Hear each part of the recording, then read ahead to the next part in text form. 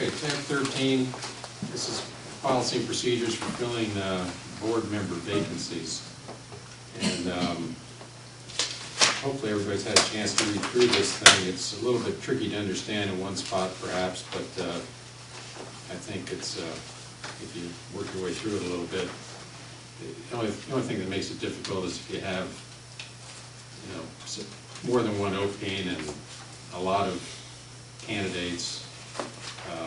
You may have to go through multiple voting. I just thought the last 2 times that I've been on the board that we went through this drill, I thought we didn't have our act together in terms of, you know, procedure to make this happen. That was fair and it was kind of laid down ahead of time. So now that we have an open position, it seems like we ought to get our act together on just how we're going to do it. Questions? Yeah. Comment first, as you may or may well not be aware, that in the past the board used what in fact is in the bylaws, which had nothing to do with boards, it had to do with the annual meeting, but I know for a fact we used that before. So I think, A, this is good, let's get something on it. The second thing, and it was my only issue with this, is if you have one position and 6 candidates, you're not going to do a bunch of votes to get it down to the number of openings, because it's already there, right? So you would do one vote, and if you got a majority, that would be it. Actually not. Okay, well, that was more my question. Because Dave and I designed this to handle, we designed it to handle the general case. Okay. Any number of openings and any number of candidates. Right. And we made it very rigid, but it will handle every possible case. Okay, well, So it might be awkward in case you just described one opening, 6 candidates. Well, yeah, handle that one, because, again, your Sunny bullet little 3-3-3. Why wouldn't that work? We got one opening and 6 candidates. Why would this work? Well, you say once the number of candidates has been reduced to equal the number of open positions. There's only one open position. Right. So you got 6 candidates. Right. So what are you going to do? We take a vote the first time. 5 ballots. And if you get a majority, you stop. You stop. For one, If okay. somebody, if all 6 go for one, or, yeah, if all Okay, 6 so go for one, if you're you don't, done. then you do it again. No. No. No. If you get 6 affirmative No, if votes, you don't get 6. no, you keep doing it. No. No. You drop off the low end each time. That's not what it says. That's not If there's one opening and 6 candidates, you will have 5 preliminary ballots, dropping 1 candidate each time. right. That's what it And says. then you will finally have the real ballot to see if the one candidate left for the one position Right. actually gets a majority of affirmative I votes. think we're saying the same thing. But there will be 6 ballots. And That's each, where that's, okay. That seems to be overkill. for each ballot, one person or more will be eliminated.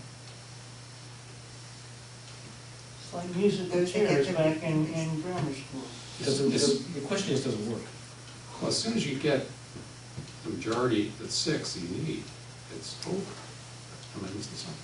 It's not the way it's written. No, that's not what he said. If That's you not want to the write way it you that way, that's described fine, it. but it's not the way it's written. Well, we need to fix it. Maybe that's what needs to be, to That was me, the it intention. makes sense. That was Because the you intention. wouldn't automatically do 6 just because you had 6 people. Right.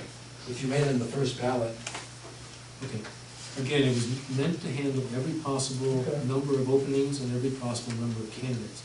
So take the case where you have 4 openings and 6 candidates. right, Then you want to eliminate the ones that get the fewest votes before you have the final vote. Okay, I see what you're saying. But why not also allow, you're right, I mean, but, you know, when you try to put everything under the same tent, it becomes cumbersome in the most likely instance, where we're gonna have one opening and multiple candidates. Why don't we make that separate, just a separate, in the event that you have one opening, multiple candidates, here's what we're gonna do it. In all other events, this is the way we'll do it. We have to pass this tonight, Jim. I understand I understand what you're doing now. And that was what suited before, because what I started out to do was wondering, getting down to the 1. If you're saying yes, in every case, you're gonna get down to 1. You're going to get, If you have one opening. you're eventually going to get down to the same number of candidates if you have openings. And then you test the candidates in the final ballot to see that every single candidate, in fact, gets a majority vote. And if the candidate does not get a majority vote at that point, then you don't fill all of your openings. The other thing that I think we should be aware of, all right, because you guys have told me if I'm wrong. First of all, there's no requirement that we fill the position. The postcard was wrong because it says will be. There's no ever a requirement that we fill an open position. You're right about that, and that's why there's 4D in here. Yeah. Right. But the next time we do a postcard, the postcard says will be filled on March, and it may not be. You're correct. Because we can also decide there's not, well, it would be by vote, but there's not a candidate that we believe is appropriate to fill the slot. You're Therefore, correct. we not fill it.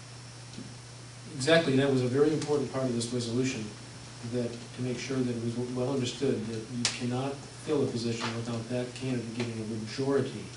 In other words, in this case, 6 affirmative votes. It's not just the candidate that gets the most votes. Correct. You have to get a majority of votes. Yes, Robin? Do you have to get a majority of the serving directors or the present The directors? remaining directors. Serving, yeah. The The serving. remaining serving directors. And not just the directors that show up at the meeting that you're trying to have these That ballots was at. not clear. Yeah. Well, it's clear in the bylaws. Yes. Dave was telling me that's how it's supposed to work, but I didn't see that in there. Well, Let me see if it is not clear. It's in C. 4C. Only by receiving an affirmative vote from a majority of the remaining board members. And then we added that sentence just to clarify. This requirement shall exist regardless of the number of board members present. So if only 6 show up and we have 10 board members, it's going to take a unanimous vote. Okay, then we should probably move that up to B, to 4B.